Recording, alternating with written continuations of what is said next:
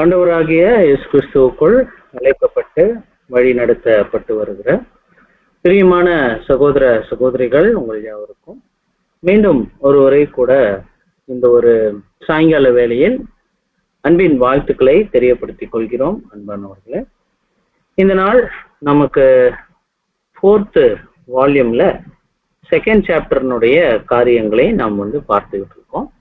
உங்களுக்கு தெரியும், கடந்த முறை நம்ம இந்த 1st சாப்டர்னுடைய ரிவிஷன் பார்த்துட்டு 2nd சாப்டரை நம்ம ஸ்டார்ட் பண்ணியிருந்தோம்.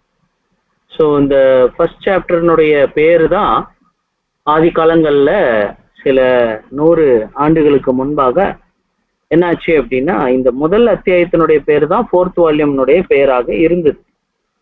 பட் 1912ஆம் ஆண்டுக்கு பிற்பாடு இந்த 4th வால்யூம் பிரதர் எடுத்துக்கிட்ட ஒரு அருமையான சாராம்ச பாடம், ஒட்டுமொத்த 4th வால்யூமையும் சுருக்கமாக அவர் ஒரு பாடமாக பகிர்ந்துட்டாரு. அந்த ரீப்ரிண்ட் நம்பர் யாருக்காவது ஞாபகம் இருக்குங்களா?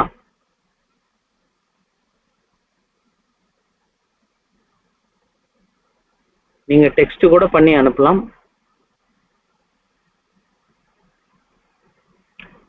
ரீப்ரிண்ட் நம்பரு, அந்த ரீப்ரிண்ட் நம்பர் எந்த ரீப்ரிண்ட்ல இந்த 4th வால்யூம் பத்தின பேர் இருக்கு அப்படின்ட்டு ஞாபகம் இருக்குங்களா? 5137 அருமையான பதில். ரொம்ப தேங்க்யூ சிஸ்டர். 5137 இந்த ரீப்ரிண்ட் நீங்க வாய்ப்பு கிடைக்கும் பட்சத்துல நீங்க ஸ்டடி பண்ணி பார்க்கலாம். என்றால் அதனுடைய தமிழாக்கம் ஒருவேளை இருந்ததுன்னா கூட அதை நாங்க உங்களுக்கு ஷேர் பண்றோம் அன்பானவர்களே. அப்போ நம்ம இந்த முதல் அத்தியாயத்துல பழிவாங்கும் நாள் அப்படின்னு 7ஆம் தூதன் எழுதிட்ட சாராம்சம் என்ன அப்படிங்கிறதை கடந்த முறை நாம் பார்த்தோம்.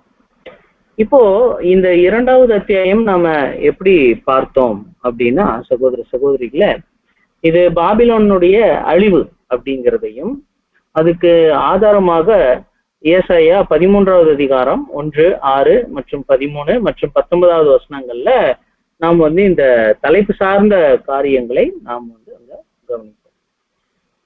பொதுவாகவே அந்த பாரம் அப்படின்னு சொல்றது அது அவங்கள பற்றின பாரம், அவங்க மேல வரக்கூடிய அழிவு, அது பற்றின ஒரு காரியமாக அது இருக்குது அப்படின்னு சொல்லிட்டு பார்க்கிறோம்.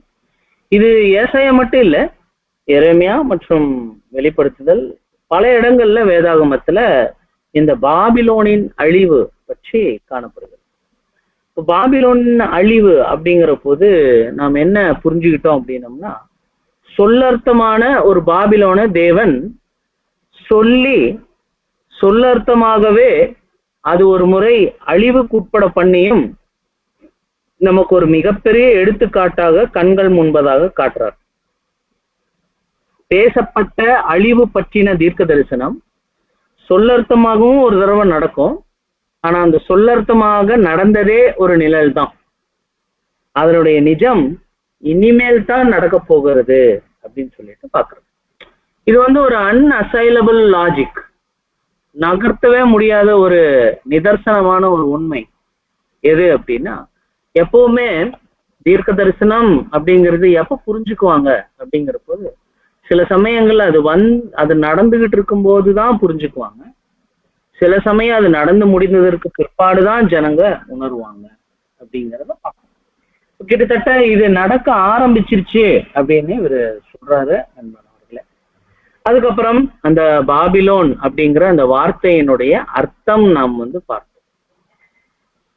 பிற்பாடு சிட்டி பாபிலோன், பாபிலோன்கிற பட்டணத்தை அது பேசுகிறதாக இருக்குமே ஆனால் அது கத்தோலிக்க திருச்சபையையும் அவர்களோடு இணைந்து புரொட்டஸ்டன்ட் வகுப்பினரையும் சேர்ந்து குறிக்கிறதாக அது இருக்கு.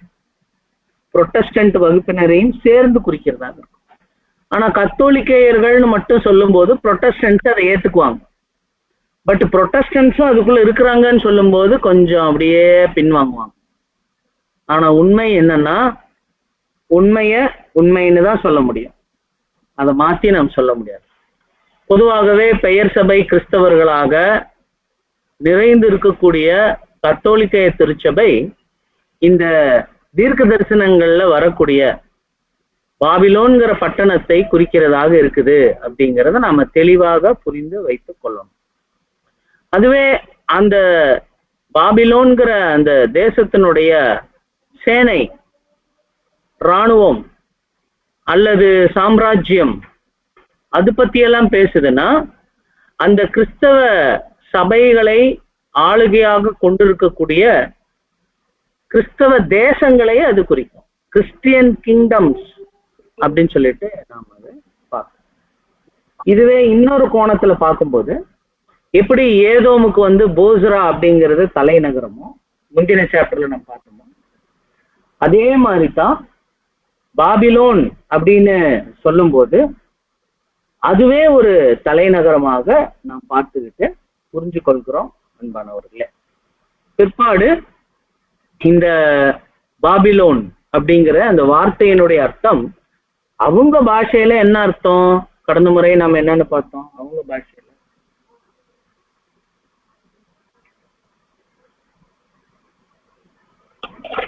பாபேல். பாபேல் கரெக்ட். அர்த்தம் அவங்க பாஷையில குழப்பம் நாம சொல்றது, தேவன் சொல்றது. பட் அவங்களோட ஒரிஜினல் கல்ச்சர் பாஷை கரெக்ட், தேவனுடைய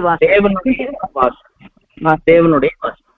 ஏதோ தேவன் அங்கிருந்து வாசம் பண்ண போறதா நினைச்சுக்கிட்டு, தேவனவே போய் நாங்க அடைய போறோம் அப்படின்னு நினைச்சுக்கிட்டு அவங்க ஒரு கூடாரம் அவங்க கட்டி பெரிய ஒரு மாளிகை மாதிரி கட்டிக்கிட்டே போனோம்.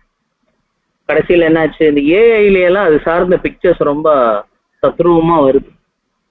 அப்ப கவனிக்கும் போது அந்த மேலே ஏறி அது பாட்டுக்கு அந்த பில்டிங்ஸ் கட்டிக்கிட்டு போயிட்டு இருக்கும்போது என்ன நடக்குது அப்படின்னா, அந்த இடத்துல தேவன் பாஷைகள்ல ஒரு தாறுமாறு பண்ணுகிறார்.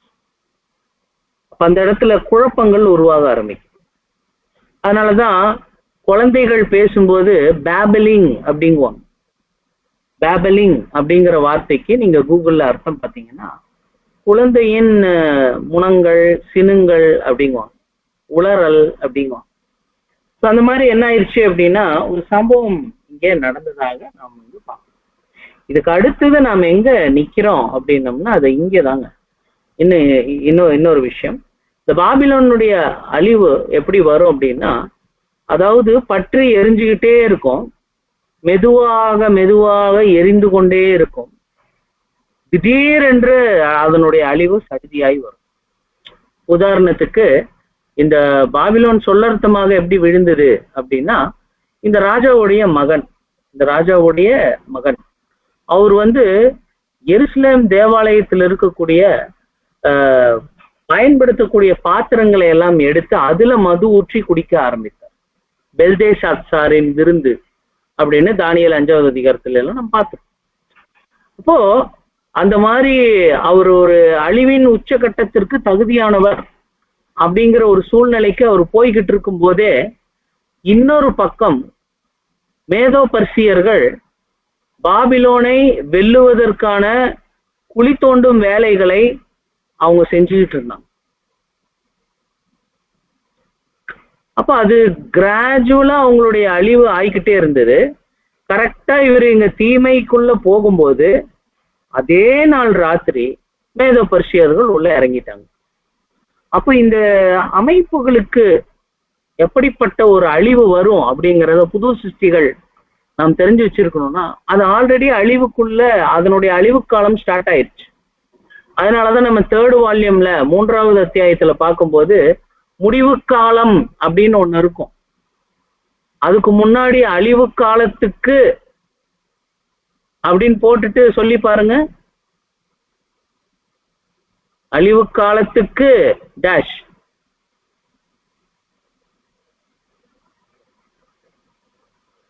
ஓகே, ஒருவேளை உங்களுக்கு கன்வே ஆச்சான்னு தெரியல. அது எப்படி சொல்லலாம்னா, இது முடிவு காலத்துக்கான ஆரம்பம் அப்படின்னு சொல்லிட்டு நாம் பார்க்கிறோம். அப்போ அந்த முடிவு காலத்துக்கான ஆரம்பம் சொல்லும்போது இந்த பெயர் சபை அமைப்பு அல்லது நாம் பார்த்துக்கிட்டு இருக்கிற அந்த தலைப்பு பாபிலோனின் அழிவு அப்படின்னு சொல்றோம் இல்லைங்களா, இந்த பாபிலோனினுடைய அழிவுக்குரிய முடிவு காலத்தின் ஆரம்பம் முடிவு காலத்தின் ஆரம்பம்னு ஒண்ணு இருக்கு, முடிவு காலத்தின் முடிவுன்னு ஒண்ணு இருக்கு. இது வந்து ஒரு பீரியட். உதாரணத்துக்கு ஒரு வகுப்பறையில 8 பீரியட் இருக்குதுன்னு வைங்களேன். அந்த கடைசி பீரியட் இருக்கு இல்லைங்களா, அதுதான் லாஸ்ட் பீரியட்.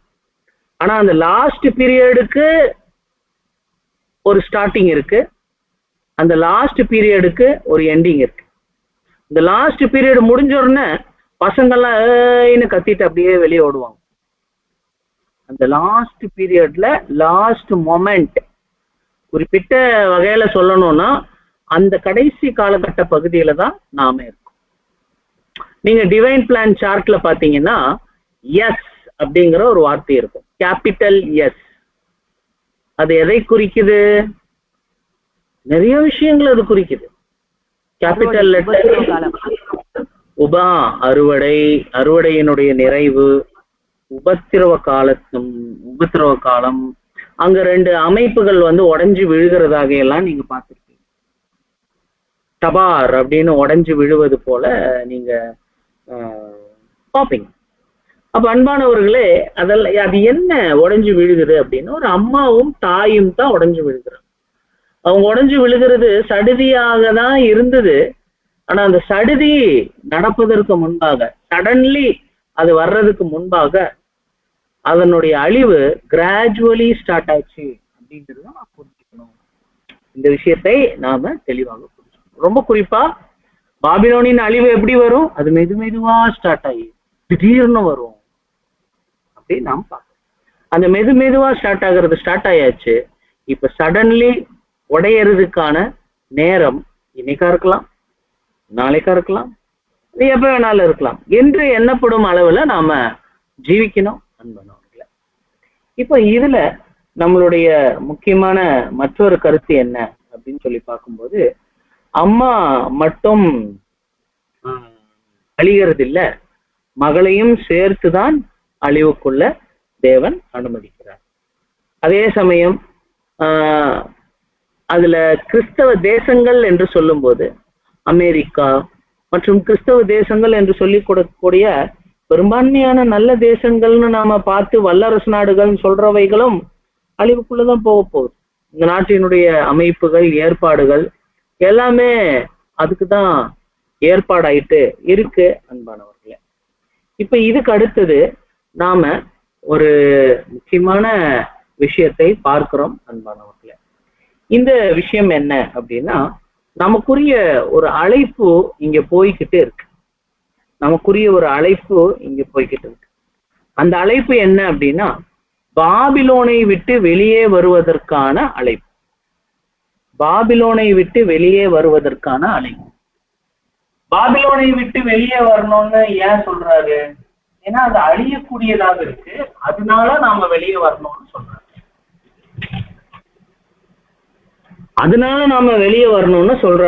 அன்பானவர்களே. இப்போ வெளியே வருவது என்றால் என்ன? இதை குறிச்சுதான் நாம இப்ப பார்க்க வேண்டியதாக இருக்கு. ஒருவேளை நாம் எல்லாரும் வெளியே வந்துட்டோமா என்று கேட்கலாம். ஆனா அது உறுதியா அப்படின்னு பார்க்க வேண்டியதாக இருக்கு. ஏன்னா நீங்க நினைக்கிறீங்க வெளியே வந்துட்டோமா இல்லையா?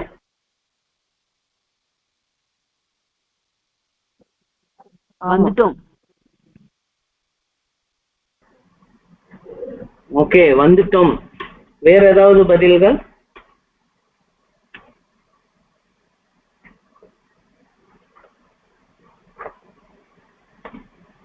வந்துட்டோமா? நிஜமாவே வந்துட்டோமா? சிறுமந்தையாக பயிற்சி பண்ணிட்டு இருக்கோம். ஓகே, இன்னொருத்தவங்க யாரோ பதில் சொன்னீங்க, சொல்லலாம். ஆமா பிரதர், வந்துட்டோம். வந்து சிறுமந்தைக்குரிய. ஆமா. ஓகே. சோ அன்பானவர்களே, உங்கள யாராவது சகோதரிகள்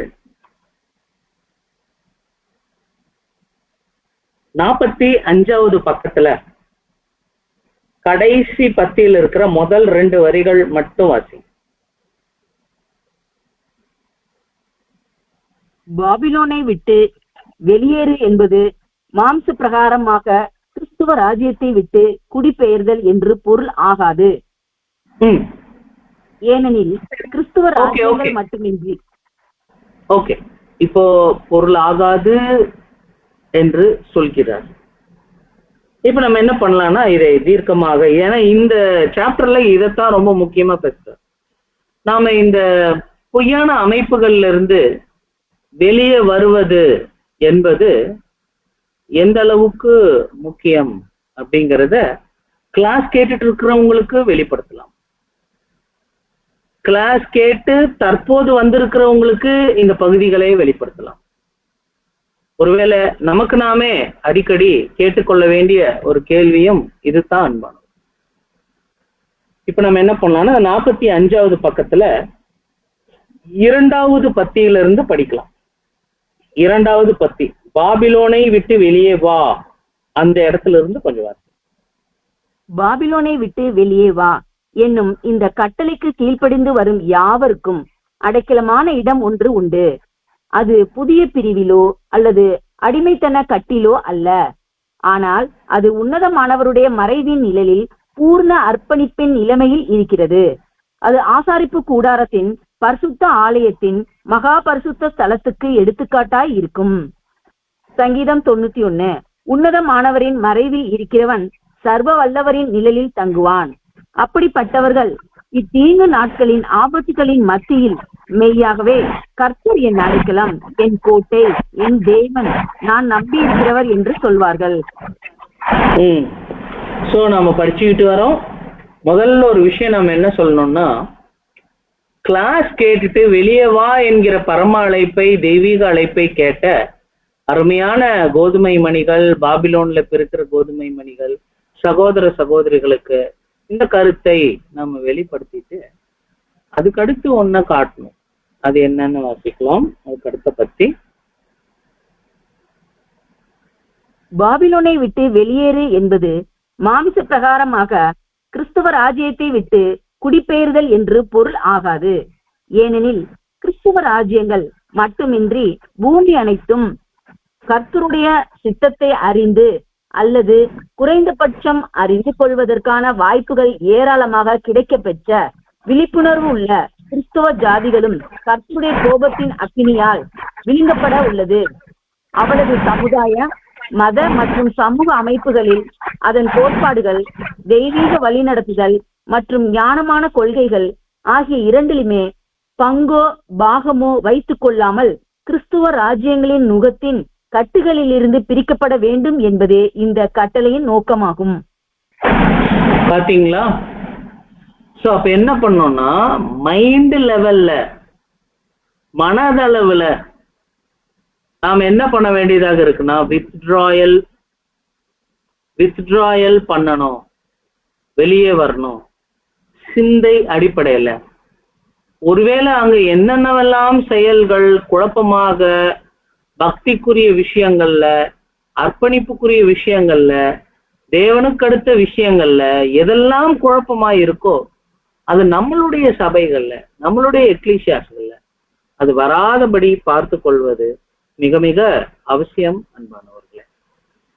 அடுத்தது, அதாவது மைண்ட் லெவல்ல மாத்திரமல்ல, அதுக்கு தொடர்ச்சியாக வாசிக்கலாம். கொள்கையை பொறுத்தவரை அறுவடை கால சத்தியத்தின் அதிக வெளிச்சம் நமது மனதை பிரகாசிப்பித்து குற்றம் குறைகளை தெளிவாய் காட்டுகின்ற போதோ நாம் நமக்கு செல்வாக்கு மற்றும் ஆதரவை வாபஸ் பெற்றுக் கொள்வதன் மூலமாய் அவற்றை விட்டு விலக வேண்டும். தேவனுடைய வார்த்தையை வெறுமையாக்கி தவறாய் எடுத்துரைக்கும் போதனைகளை உடைய பல்வேறு மத அமைப்புகளிடம் இருந்து வாபஸ் பெற்றுக் கொள்வதை இது உணர்த்துகிறது. அதோடு நடைமுறையில் இருக்கும் எல்லா சமூக அதிகாரங்களை சார்ந்திராதவர் என்ற நிலைமையில் அது நம்மை நிறுத்துகிறது. ஆயினும் அந்நியத்தை எதிர்க்கிறவராக அல்ல, சாந்தமும் சட்டத்துக்கு கீழ்ப்படிந்து ராயனுடையதை ராயனுக்கும் தேவனுடையதை தேவனுக்கும் செலுத்துகிற அந்நியராக நிறுத்துகிறது. இந்த பூலோகத்தில் தங்கள் குடியுரிமையை பெறாமல் பரலோகத்தில் குடியுரிமை பெற்ற அந்நியர்களாக நீதி, நியாயம், இரக்கம் மற்றும் சமாதானத்தில் எப்போதும் வாஞ்சையுடைய அந்நியர்களாக நிறுத்துகிறது. Okay, thank you sister. ஸோ அன்பானவர்களே, இந்த கருத்தை நாம் வாசிக்கும் போது ஓரளவுக்கு நமக்கு தெரிஞ்ச விஷயங்கள் தான். ஆனா நாம் என்ன கருத்து சொல்றோம்னா, இன்னுமே அங்கு இருக்கக்கூடிய துளி அளவேனும் இமி அளவேனும் சிந்தனைகள் இங்க வந்துடாதபடிக்கு பார்த்துக்கணும். ஏன்னா ஸ்தானங்களுக்கு அடுத்த விருப்பம், சில தகுதிகள், பொறுப்புகள், ஸ்தானங்கள் என்கிற சில துரைத்தனங்கள், இவைகளையெல்லாம் நம் சபைகள்ல ஏற்படுத்தி கொண்டு நம் சபைகள்ல அதுக்கடுத்த விஷயங்கள்ல நாம மனதை செலுத்தாமல் இருப்பது நல்லது. அது சார்ந்த விஷயங்கள்ல ஒருவேளை நம்மளுடைய மனது விருப்பத்தை செலுத்துமாயினும் நாம மனதை பிடித்து இழுக்க வேண்டியது நம்மளுடைய கடமையாக இருக்கு. ரொம்பவும் குறிப்பா போதனைகளுக்கு அடுத்த விஷயங்கள்ல நாம் சுய போதனைகள், சொந்த போதனைகள், சுயத்தை பிரசங்கம் பண்றது, நம்மளுடைய லட்சியங்களையும் நம்மளுடைய சாதனைகளையும் நாம் பேசிக்கொண்டிருக்க கூடாது. இந்த விஷயங்கள் இந்த இடத்துல நமக்கு படிக்கும்போது புரியுது.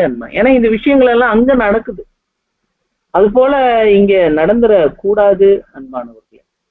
அங்க இருக்கிற உபதேச மாறுபாடுகள் நம் மத்தியிலையும் வந்துவிடாதபடிக்கு பார்த்துக்கணும். ஏதோ புதிய வெளிச்சம் என்று சொல்லிக்கொண்டு பழைய மெய்யான அதே சமயம் நிஜமான சத்தியத்தை மறைத்து விடுவதற்கு அளவுல நாம ஒன்றும் புதுசா ஒன்றும் பண்ணிட முடியாது அன்பானவர்களே. ஸோ ரொம்பவும் கவனமாக தேவனுடைய வார்த்தையை அதம் பண்ணக்கூடிய வகையில, அதுக்கு மதிப்பு செலுத்தாத வகையில ஒரு ஆவிக்குரிய வாழ்க்கையை நாம் வாழ்ந்துட்டு இருக்கிறோம் அப்படின்னம்னா அது பாபிலோனுடைய அழிவுக்குரிய ஒரு வாழ்க்கையாக இருக்கு அப்படிங்கிறத பார்க்கணும். அதே சமயம் நாம பாபிலோனை விட்டு வெளியே வந்துட்டோமா அப்படின்னா நிஜமாகவே சொல்லணும்னா நம்ம இந்த உலகத்தை விட்டே போயாகணும். அப்ப இந்த உலகத்துலதான் இருக்கிறோம், ஆனா நம்மளுடைய சிந்தை தான் இங்க ரொம்ப முக்கியம். அதுதான் இங்க இருக்கிற கிறிஸ்தவ மண்டலத்துக்கும் இந்த மத அம்சங்களுக்கும் அந்நியனாக இருக்கு. அதுதான் அந்நியனாக இருக்கு. ஆட்டிடியூட்ல, சிந்தனையில நாம் அந்நியர்கள். இங்க இருக்கிற மத அமைப்புகள், அரசியல் சக்திகள், இவைகளுக்கெல்லாம் நாம் அந்நியர்களாக இருக்கணும். அதே சமயம் நாம் எதிர்க்கிற அந்நியர்களா, நாட் opposing aliens. அப்படியே எதிர்த்து போராட்டம் பண்ணுகிற அந்நியர்கள் கிடையாது, ஆனால் சமாதானம் பண்ணுகிற, அதே சமயம் சட்டங்களுக்கு கீழ்ப்படுகிற அந்நியர்கள். எப்படி எழுதுறாரு? எப்படி ராயன் இன்னைக்கு யாரு நமக்காக இருக்கிறாங்களோ, சென்ட்ரல் கவர்மெண்ட், ஸ்டேட் கவர்மெண்ட் அப்படின்னு ஒண்ணு இருக்குன்னா அது என்னென்ன ரூல்ஸ் போடுதோ அந்த ரூல்ஸுக்கு கட்டுப்பட்டு நடக்கிறவர்களாக, கிறிஸ்துவுக்குள் நடக்கிறவர்களாக, கிறிஸ்துவ மீறி இல்ல, கிறிஸ்துவுக்குள் நடக்கிறவர்களாக. ராயன் ஏதாவது கேட்டார்னா ராயனுக்கு கொடுத்துடணும், ராயனுக்கு கொடுக்க வேண்டியதை நாம் கொடுத்துடணும். தேவன் எதை கேட்கிறாரோ அது தேவனுக்கு கொடுத்துடணும். நாம் இங்கே குடியிருந்தாலும் இங்கே நாம ஃபாரினர்ஸ், இங்கே நாம அயலான்கள். நம்மளுடைய குடியிருப்பு பரலோகத்தில் உள்ளது, இங்க இல்ல. நம்மளுடைய சிந்தனை, ஆற்றல் எல்லாமே, வாஞ்சைகள் எல்லாமே நீதி, நியாயம், இரக்கம், சமாதானம், இந்த காரியங்கள்ல இருப்பது நல்லது அப்படிங்கிறார்.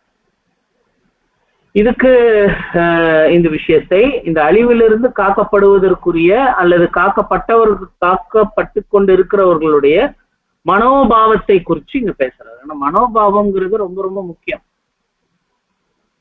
மனோபாவம், நம்ம எப்படி யோசிக்கிறோம், நம்மளுடைய எண்ணங்கள் எப்படிப்பட்டதாக இருக்கு அப்படிங்கிறதுக்கு ரொம்ப முக்கியங்கிற கருத்தமைய இந்த அத்தியாயத்துல பேசுறோம். இதுக்கு அடுத்தது 3வது அத்தியாயத்தினுடைய பெயரை யாராவது கொஞ்சம் வாசிக்கிறீங்களா? இந்த அழிவு ஏன் முக்கியம், எதுக்கு முக்கியம் பேசுறாரு, வாசிங்க. நீதியை சரிக்கட்டும் நாளின் அவசியமும் நியாயமும். இந்த நீதியை சரி கட்டுற நாள், அதை பத்தி தான் ஃபர்ஸ்ட் சாப்டர்ல விளக்குனாரு. இதுல யார் அநீதி இழைச்சிருக்கிறாங்க, யார் அழிய போறாங்கன்னா பாபிலோன்கிற அமைப்பு தான். பாபிலோன்னு என்ன அர்த்தம், எப்படி அழியும், நாம எப்படி இருக்கணும், இதெல்லாம் பேசிட்டு இப்ப இந்த அழிவினுடைய அவசியம் என்ன, நியாயம் என்ன, இதுல இருக்கிற நீதி என்ன, இது அநியாயமா நியாயமா அப்படின்னு பேசும்போது இதுக்கு பிரதருடைய எழுத்துக்கள் எப்படியாக இருக்குது அப்படின்னு சொல்லி பாத்தீங்கன்னா பாருங்க. இப்போ உங்க கண்ணு முன்னாடி தெரியக்கூடிய W அப்படிங்கிற வார்த்தையில தொடங்கக்கூடிய ஒரு 5 கேள்விகள் இருக்குங்க. இந்த 5 வார்த்தைகள் சொற்றொடர்கள் சொல்லலாம். அதாவது எப்படி அப்படின்னு சொல்லி பார்க்கும்போது, பொதுவாகவே இந்த செய்தித்துறையில வேலை செய்யறவங்க நடக்கக்கூடிய சம்பவங்களை அப்படியே எழுதணும்னு வைங்களேன். நடக்கக்கூடிய சம்பவங்களை அப்படியே அதை ரிப்போர்ட் எழுதணும், பதிவுகள் செய்யணும். அப்படிங்கிற போது இந்த 5 W அவங்க எப்பவுமே வச்சுக்குவாங்க.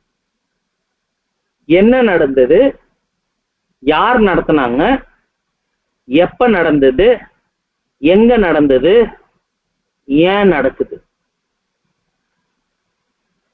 இதுதான் அந்த 5 வார்த்தைகள். இது ஆங்கிலத்தில் இருக்கக்கூடிய W அப்படிங்கிற வார்த்தை எல்லா சொற்றொடர்கள்லையும் வரும். What, whom, when, where, why. இந்த 5 வார்த்தைகள் இங்க இருக்கிறத நாம் பார்க்கிறோம். இவங்க ட்ரைனிங்ல இருக்கிற ஜேர்னலிஸ்ட், இந்த செய்தித்துறையை சார்ந்தவர்கள் இந்த 5 கேள்விய www எழுதி வச்சுக்கிட்டு அந்த விஷயத்த கையாள ஆரம்பிப்பாங்க. கடைசியில் அவங்களுக்கு பதில் வந்துடும், ரிப்போர்ட் எழுதி நியூஸ் பேப்பர்ல போட்டு போயிட்டே இருப்பாங்க. இதுதான் அவங்களுடைய வேலை. இதே மாதிரி 7ஆம் தூதன் என்ன பண்றாரு அப்படின்னா 2 அத்தியாயங்கள்ல, இதுக்கு முன்னாடி பேசின 2 அத்தியாயங்கள்ல என்ன நடக்க போகுது அப்படிங்கிறதையும், யாருக்கு நடக்க போகிறது அப்படிங்கிறதையும், எப்ப நடக்க போகிறது அப்படிங்கிறதையும், எங்க நடக்க போகிறது அப்படிங்கிறதையும் சொல்லிட்டார்.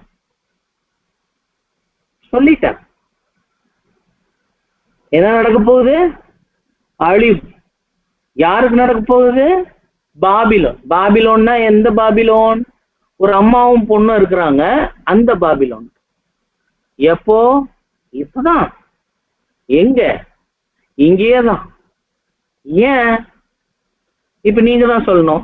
ஏன் ஏன் ஏன் அப்படின்னா 2 முக்கியமான நீதியின் கற்பனைகள்னால இது நடக்குது. நீதி தான் இதை கொண்டு வருது. அதனாலதான் இந்த தலைப்புக்கு தமிழ்ல என்ன பேர் கொடுத்திருக்கிறாங்க, தமிழ்ல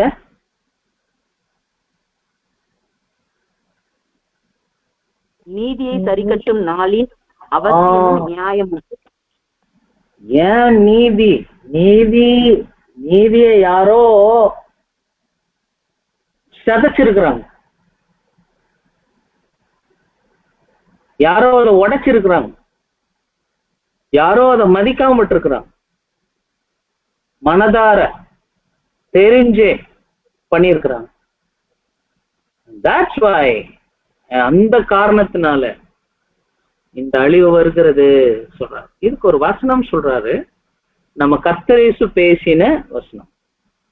இப்போ மத்தேயு 23:35-36 வாசி. 33 மத்தேயு 23:33. சர்ப்பங்களே, விரியன் பாம்பு குட்டிகளே. 35ங்களா பிரதர்? நீதிமானாகிய ஆபேலின் இரத்தம் முதல் தேவாலயத்துக்கும் பலிபீடத்துக்கும் நடுவே நீங்கள் கொலை செய்த பரக்கியாவின் குமாரனாகிய சகரியாவின் இரத்தம் வரைக்கும் பூமியின் மேல் சிந்தப்பட்ட நீதிமான்களின் இரத்த பலி எல்லாம் உங்கள் மேல் வரும்படியாக இப்படி செய்வீர்கள். 36. இவைகள் எல்லாம் இந்த சந்ததியின் மேல் வரும் என்று மெய்யாகவே உங்களுக்கு சொல்லுகிறேன். அப்ப பாருங்க, பிதாவாகிய தேவனுடைய திட்டம் இந்த அழிவின் காரணத்தை இந்த வசன பகுதிகள்ல நம்ம கண்டுபிடிக்கலான்னு 7ஆம் தூதன் கண்டுபிடிச்சு எழுதுறார். இந்த வசனத்தை நான் படிக்கும் பொழுது, இந்த வசனத்தை நாங்க படிக்கும்போது 2 முக்கியமான நீதியின் கொள்கைகள், கற்பனைகள் எங்களுக்கு தெரியுது. இந்த 2 காரணத்துக்காகத்தான் தேவன் இந்த சிஸ்டமை கிளீன் பண்றாரு, இத உடைக்கிறாரு, இத நொறுக்கிறாரு. இவங்க கிட்ட காணப்பட்ட அநீதியை நீதியின் மூலம் சரி கட்டுறாரு என்று சொல்றாருங்க. அப்போ இந்த விஷயத்தை நாம எப்படி புரிஞ்சு கொள்ளலாம் அப்படின்னா, ஃபர்ஸ்ட் ஒரு யதார்த்தமான கேள்வி கேட்கிறார். எப்படி அப்படின்னா,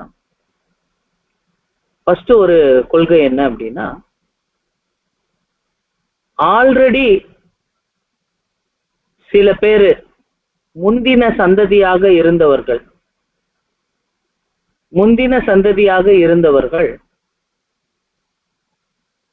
சில தவறுகளை பண்ணிட்டாங்க. ஆனா ஜீசஸ் என்ன பண்றாரு அப்படின்னா, இந்த மாம்சீக இஸ்ரேலர்கள் யூத யுக அறுவடையில இருந்துகிட்டு இருக்கும்போது இந்த விஷயத்தை கர்த்தர் இயேசு பேசினார். அவர் இங்க பேசினதனுடைய அர்த்தம், பொதுவாக யூத யுக அறுவடையில ஃபெயிலியர் கேஸாக இருந்துகிட்ட இஸ்ரேல் ஜனங்களுக்கு மேல தண்டனையை பத்தி அவர் பேசுறாருன்னு அங்க நினைச்சாங்க. ஆனா அவரு இங்க பேசினதனுடைய அர்த்தம் வெறும் நிழல்ல மாத்திரம் நடக்கிறதுக்கு கிடையாது. ஏன்னா அது நிழலாக காணப்படுது. சுவிசேஷ யுகத்தின் அறுவடையில இதனுடைய எக்கோ கேக்குது, இதனுடைய எதிரொலி கேக்குது. அது நிஜமாகவே நிஜத்தின் காரியமாக இருக்கு. சொல்றாரு, அங்க பேரளவுக்கு இஸ்ரேலியர்களாக இருந்தவங்க மேல நடந்தது, அதே மாதிரி இங்க பேரளவுக்கு கிறிஸ்தவர்களாக இருக்கக்கூடியவங்களுக்கு கிறிஸ்தவ யுகத்துல அறுவடையில இவங்க அனைவர் மேலையும் அந்த தண்டனை வரக்கூடியதாக இருக்கு. ஆனா உங்களுக்கு இதை பார்க்கும்போது எப்படி தெரியும் அப்படின்னா, யாரோ சந்ததி முன்னால் பண்ணதுக்கு இந்த சந்ததியை ஏன் அடிக்கிறார் அப்படிங்கிற மாதிரி உங்களுக்கு அநியாயம் போல தோன்றும். ஆனா இது அநியாயம் கிடையாது. இப்படித்தான் இந்த சிஸ்டம்க்கு நிறைவு கொண்டு வர வேண்டியதாக இருக்கு அப்படிங்கிறது. அடுத்தது இன்னொரு ஒரு முக்கியமான விஷயம், 2வது ஒரு நீதியின் கற்பனை என்ன அப்படின்னா, இப்போ இது கொஞ்சம் கருகலான விஷயம். ஒரு விஷயத்தை பத்தி அறிவு கிடைச்சிருச்சுன்னு வைங்களேன், அந்த விஷயத்தை பற்றின பொறுப்பும் நம்ம கூட சேர்ந்து வருவாங்க. இப்ப உதாரணத்துக்கு ஒரு குழந்தை இருக்கு, ஒரு குழந்தை கரண்ட் கட் ஆகும்போது அம்மா ஒரு மெழுகுதிரியை பற்ற வைக்கிறாங்க. ஓகே, அந்த குழந்தை என்ன பண்ணுதுன்னா மெழுகுதிரிக்கு கொஞ்சம் தள்ளி உட்கார வச்சிருக்கிறாங்க. அம்மா ஒரு அலுவலா இருக்கிறாங்க. திடீர்னு என்ன ஆகுது அப்படின்னா, பார்க்கும்போது அந்த குழந்தை அந்த மெழுகுதிரி பக்கத்திலேயே போயிடுச்சு. அந்த குழந்தைய தூக்குறதுக்குள்ள பாவம் அந்த குழந்தை அந்த நெருப்புல கைய வச்சிருச்சு, சுட்டுச்சு, அழுகுது. அம்மா தூக்குறாங்க, ஏண்டா கண்ணா இப்படி பண்ண அப்படின்னு சொல்லிட்டு அந்த குழந்தைய தட்டி கொடுக்குறாங்க. அந்த காயத்துக்கு ஒரு மருந்து போடுறாங்க, எல்லாமே பண்றாங்க. இப்போ தீயின் மேல கை வச்சதுனால தீயினால் சுடும் அப்படின்னு சொல்லிட்டு ஒரு நல்ல அறிவு இந்த குழந்தைக்கு வந்துருச்சு. இப்ப திடீர்னு இதே மாதிரியான அடுத்த நாள் இந்த கரண்ட் கட் ஆகும்போது இந்த அம்மா பாக்குறாங்க, திரும்பவும் அந்த குழந்தை அந்த மெழுகுதிரி பக்கத்திலேயே போகும். திரும்பவும் தன்னுடைய கையை வைக்க போகுது. இப்ப அந்த அம்மா ஓடி வந்து எப்படியோ அதிக முயற்சி பண்ணி அந்த குழந்தையை தூக்கிட்டாங்க, கை சூட விடல. ஆனா அந்த அம்மா சொன்ன வார்த்தை ரொம்ப பயங்கரமா இருந்துச்சு. உனக்கு பட்டுமே புத்தி இல்லையா அப்படின்னு கேக்குறான். உனக்கு பட்டுமே புத்தி இல்லையா, உனக்கு புத்தி இல்லையா அப்படின்னு கேட்டான்.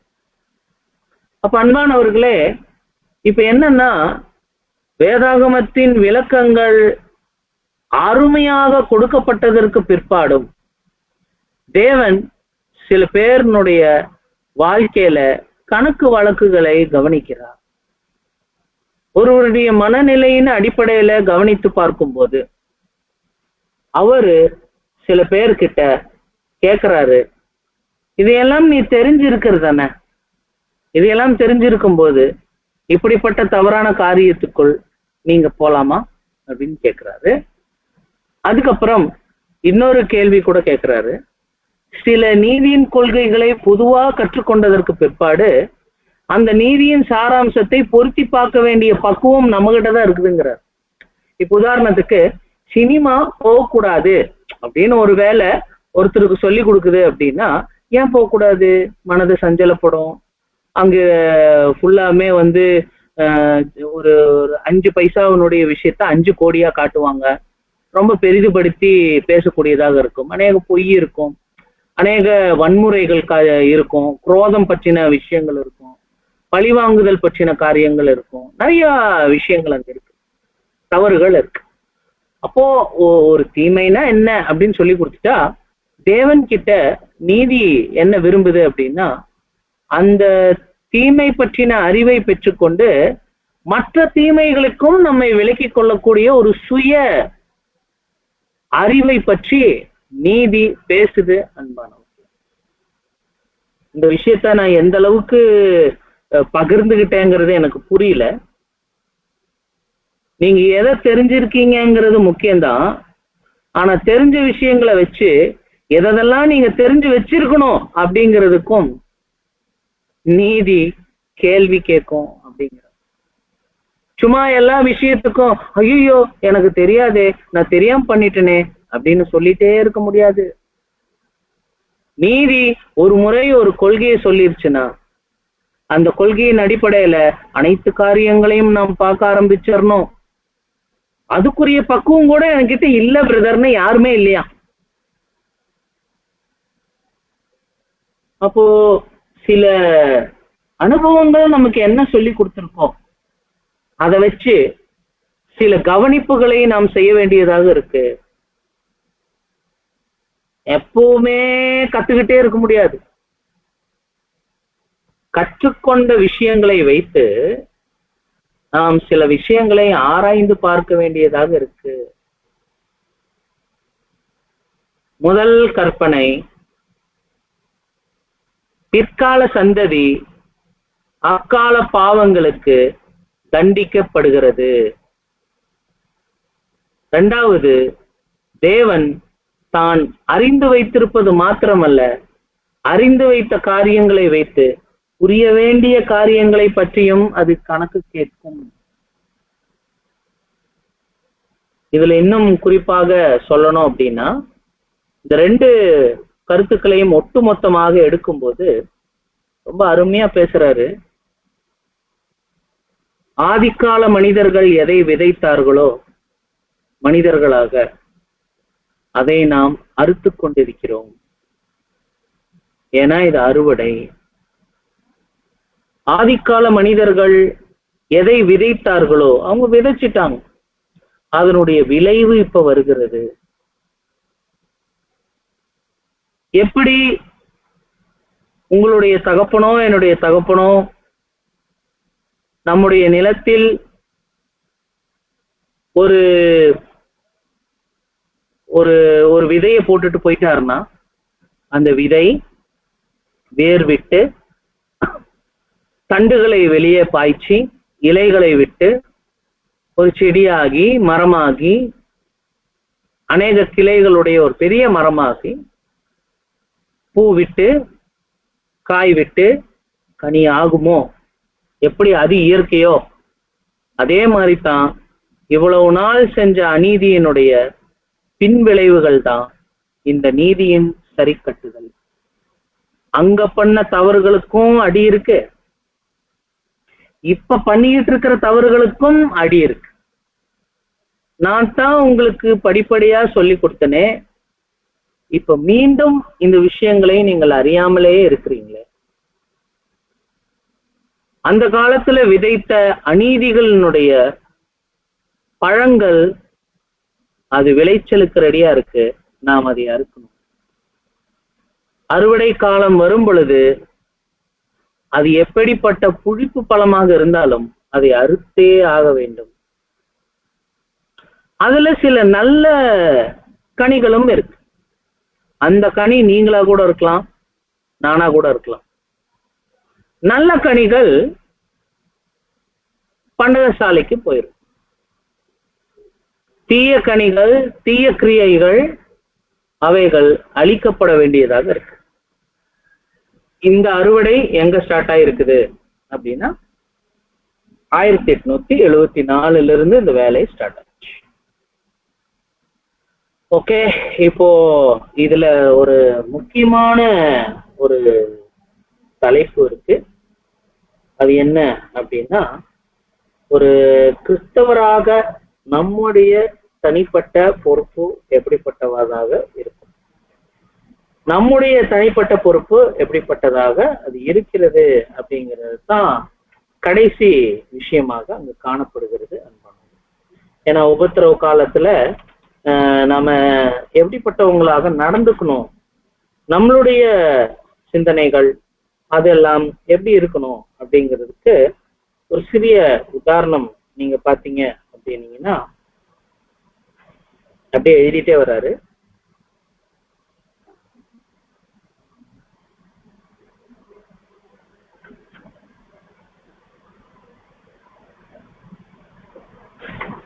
நீங்க 80வது பக்கம் எடுத்துக்கோங்க. 80வது பக்கம்.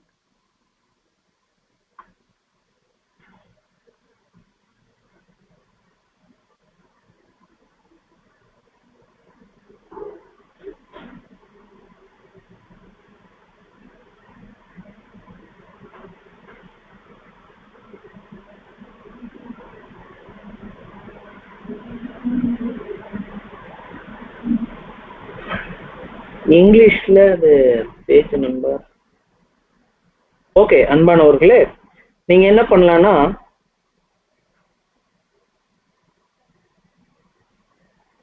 எழுபத்தி 9வது பக்கத்துல கொடூரமான கொழுப்பத்தின் மத்தியிலும் அதுல இருந்து கொஞ்சம் வாசிங்க, அது கொஞ்சம் பிரயோஜனமாக இருக்கும்.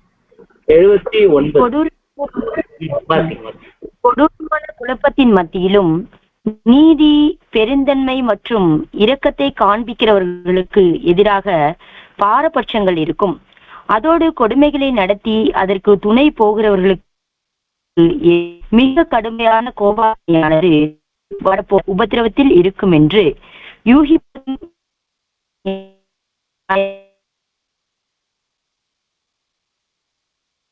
எனவே மத்தியும் அதே விதத்தில் தான் இருக்கும். இதை குறித்து கர்த்தருடைய வார்த்தையின் ஆலோசனையானது ஏற்கனவே முன்னறிவித்திருப்பதாவது, நீதியை தேடுங்கள், மனத்தாழ்மையை தேடுங்கள், அப்பொழுது ஒருவேளை கர்த்தருடைய கோபத்தின் நாளிலே மறைக்கப்படுவீர்கள். தீமையை விட்டு விலகி நன்மை செய், சமாதானத்தை தேடி அதை தொடர்ந்து கொள். கர்த்தருடைய கண்கள் நீதிமான்கள் மேல் நோக்கமாய் இருக்கிறது, அவருடைய செவிகள் அவர்கள் கூப்பிடுதலுக்கு திறந்திருக்கிறது. தீமை செய்கிறவர்களுடைய பேரை பூமியில் இராமல் அற்றுப்போக பண்ண கர்த்தருடைய முகம் அவர்களுக்கு விரோதமாய் இருக்கிறது. இந்த ஞானமான வார்த்தையும் எச்சரிப்பும் பொதுவாய் உலக மனைத்துக்கும் உரியது. பரிசுத்தவான்கள், திருமந்தை, ஜெயம் கொள்ளுகிறவர்கள் எனப்பட்டவர்களை பொறுத்த மட்டில் உலகத்தின் மீது வரப்போகிறதான இவை எல்லாவற்றுக்கும் தப்பித்து கொள்ளும் தகுதி படைத்தவராய் எண்ணப்படுவார்கள் என்று வாக்குத்தத்தம் பண்ணப்பட்டிருக்கிறார்கள். சோ இது பிரிச்சு காட்டுறாரு. உலகத்தின் ஜனங்களுக்கும் சபையின் ஜனங்களுக்கும் என்ன மாதிரியான விஷயம். இதுக்கு அடுத்தது ஒரு சப்ஹெட்டிங் இருக்கு, அதுதான் ரொம்ப முக்கியம். அந்த சப்ஹெட்டிங் கொஞ்சம் படிங்க. மகா உபத்திரவத்துடனும் கிறிஸ்தவ ராஜ்யத்துடனும் புறஜாதி தேசங்களுக்கு இருக்கும் சம்பந்தம். அதிகமான வெளிச்சத்துக்கும் இதை கூட நாம் பார்க்க வேண்டியதாக இருக்கு. எல்லாத்துக்கும் என்ன சம்பந்தம் இருக்குது அப்படின்னு சொல்லிட்டு நம்ம பார்க்கணும். கொஞ்சம் வாசிங்க. மகா உபத்திரவத்துடனும்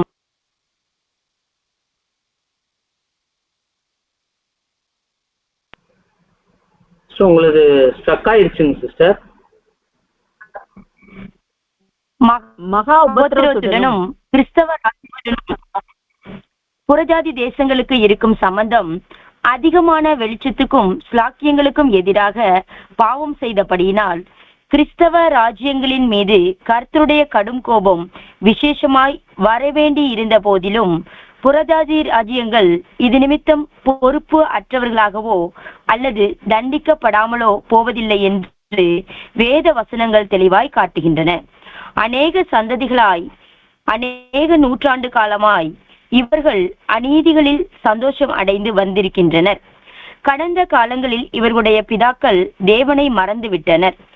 ஏனெனில் அவரது நீதியின் அதிகாரத்தை நினைவில் வைத்துக் கொள்ள அவர்கள் விரும்பவில்லை. வெளிச்சத்தை காட்டிலும் அவர்கள் இருளையே விரும்பினார்கள். அதோடு வேண்டுமென்றே தங்களுடைய அதிநவீனமான சுய கற்பனையே தொடர்ந்து அனுசரித்தனர். மேலும் இந்நாள் வரைக்கும் கூட அவரது பின் சந்ததியார் அதே கீழ்நோக்கி போகும் காரியங்களிலே கொஞ்சமும் பிசகாமல் தற்காலம் வரை நடக்கின்றனர்.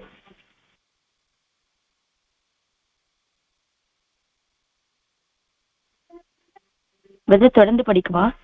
ஆமாங்க சிஸ்டர், கண்டினியூ பண்ணுங்க. இந்த தேசங்களின் பொறுப்புகளை பற்றி அப்போஸ்தலர் பவுல் நமக்கு கர்த்தருடைய எண்ணத்தில் இருப்பதை மிக தெளிவாக கூறுகிறார். ரோமர் 1:18 வரை சத்தியத்தை அநியாயத்தினாலே அடக்கி வைக்கிற மனுஷனுடைய எல்லாவித அவபக்திக்கும் அநியாயத்துக்கும் விரோதமாய் தேவ கோபம் வானத்திலிருந்து வெளிப்படுத்தப்பட்டிருக்கிறது. தேவனை குறித்து அறியப்படுவது அவர்களுக்குள்ளே வெளிப்படுத்தப்பட்டிருக்கிறது. தேவனே அதை அவர்களுக்கு வெளிப்படுத்தி இருக்கிறார். எப்படி என்றால், காணப்படாதவைகளாகிய அவருடைய நித்திய வல்லமை, தேவத்துவம் என்பவைகள் உண்டாக்கப்பட்டிருக்கிறவைகளினாலே உலகம் உண்டானது முதற்கொண்டு தெளிவாய் காணப்படும். ஆதலால், அதாவது இந்த இயற்கையின் ஒளியை கொண்டு, அதாவது இயற்கையின் சாட்சியானது தேவனுடைய வல்லமையையும் நலன்களையும் அவர் இருப்பதை குறிப்பதாகவும், எது தவறு எது சரி என்று சுட்டி காட்டுகின்ற மனசாட்சியை உடையதாகவும் இருக்கின்றது. அவர்கள் போக்கு சொல்ல இடம் இல்லை. வாழ்நாள் முழுவதிலும் ஒரு தீமையான செயலை அனுசரிப்பதில் தொடர்ந்து இருப்பது, அவர்கள் தேவனை அறிந்தும் குறைந்தபட்சம் ஓரளவிற்காவது அவரை தேவனென்று மகிமைப்படுத்தாமலும் ஸ்தோத்தரியாமலும் இருந்து தங்கள் சிந்தனைகளினாலே வீணரானார்கள். உணர்வில்லாத அவர்களுடைய இருதயம் இருளடைந்தது. இப்படிப்பட்ட இந்த செயல்களில் இயற்கையான விளைவினால் அவர்கள் தங்களை ஞானிகள் என்று சொல்லியும் பைத்தியக்காரராகி, அழிவில்லாத தேவனின் மகிமையை அழிவுள்ள மனுஷர்கள், பறவைகள், மிருகங்கள், ஊரும் பிராணிகள் ஆகிய இவைகளுடைய ரூபங்களுக்கு ஒப்பாக மாற்றினார்கள். இது நிமித்தம் அவர்கள் தங்கள் இருதயத்திலுள்ள இச்சைகளினாலே ஒருவரோடு ஒருவர் தங்கள் சரீரங்களை அவமானப்படுத்தத்தக்கதாக தேவன் அவர்களை அசுத்தத்திற்கு ஒப்பு கொடுத்தார். தேவனுடைய சத்தியத்தை அவர்கள் பொய்யாக மாற்றி சிருஷ்டிகரை தொழுது சேவியாமல் சிருஷ்டியை தொழுது சேவித்தார்கள். அவரே என்றைக்கும் ஸ்தோத்தரிக்கப்பட்டவர். ஆமேன். சோ இதனுடைய சாராம்சங்கள் படிக்கும் பொழுது சுய விளக்கமான பகுதிகளாக இருக்கு. படிக்கும்போது கேட்டிருப்பீங்க எந்த அளவுக்கு கிரியைகள் மோசமாக செய்யப்பட்டிருக்கு அப்படிங்கிறத நீங்க பார்க்கணும்.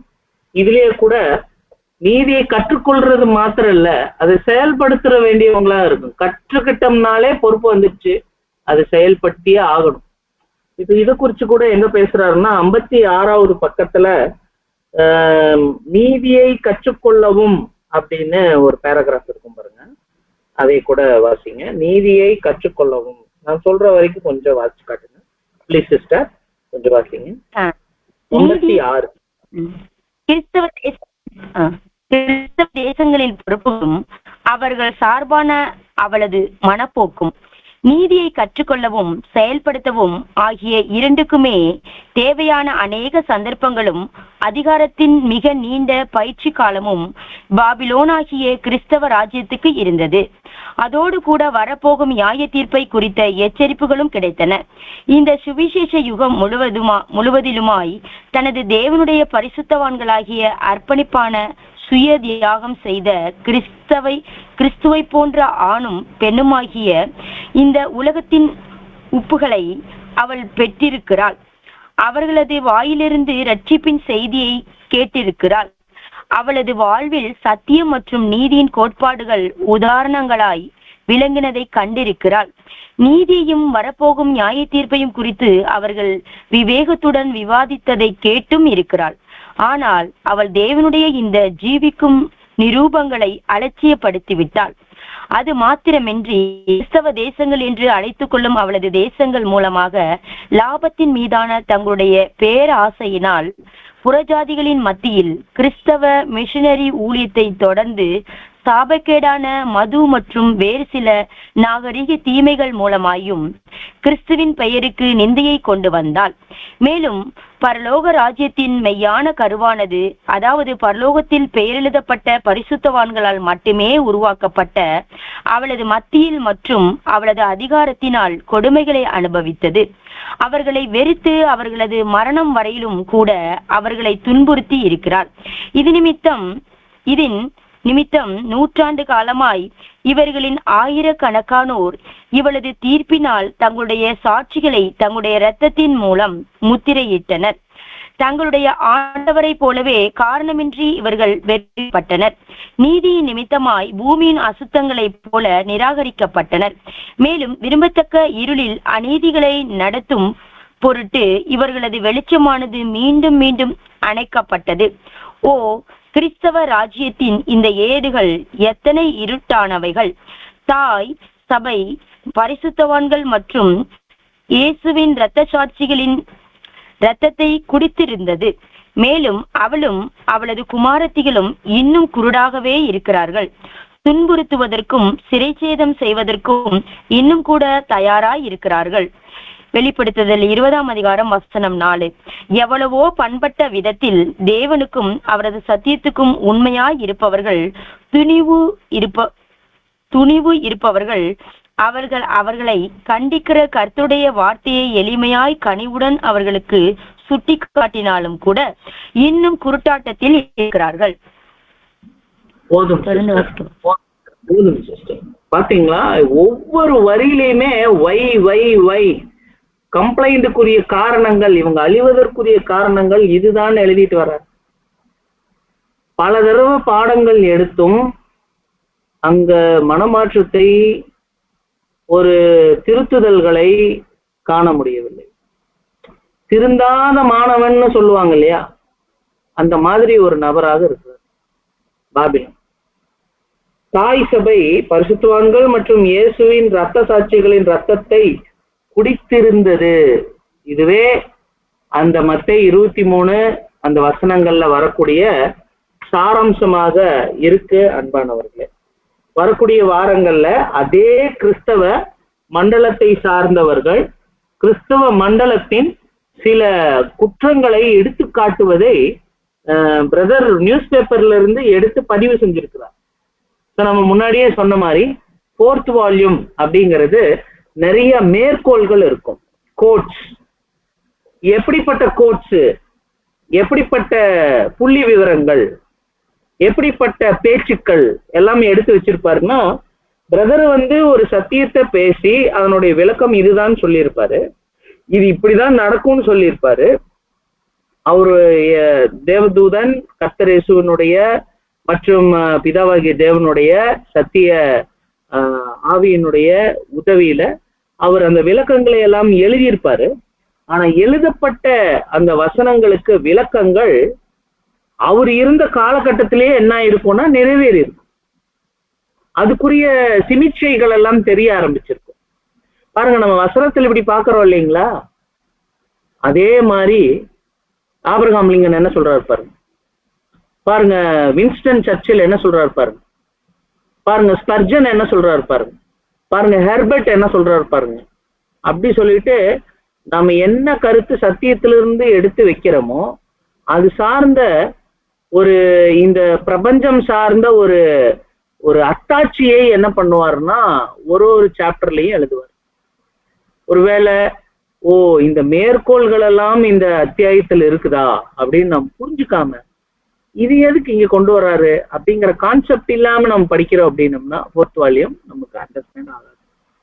அதனாலதான் நம்ம சொல்றோம் இந்த இந்த அழிவு ஏன் அப்படின்னு இந்த காரணத்தை சொல்றாருன்னா இவ இப்படி எல்லாம் பண்ணியிருக்கிறா பாபிலோனு, அதனாலதான் இவளுக்கு அழிவு வருது அப்படின்னு சொல்றாருன்னா அந்த பேர் சபையிலேயே இருக்கிற ஒருத்தர் இது இப்படிதான் பண்ணுது நான் பார்த்திருக்கிறேன் அப்படின்னு சொல்லக்கூடிய அத்தாட்சிகளை இங்க பிரதர் வந்து எடுத்து போடுறாரு. நீங்க வேணா வாய்ப்பு கிடைச்சது அப்படின்னா நீங்க இந்த பக்கங்களை எல்லாம் கொஞ்சம் படிச்சு பாருங்க.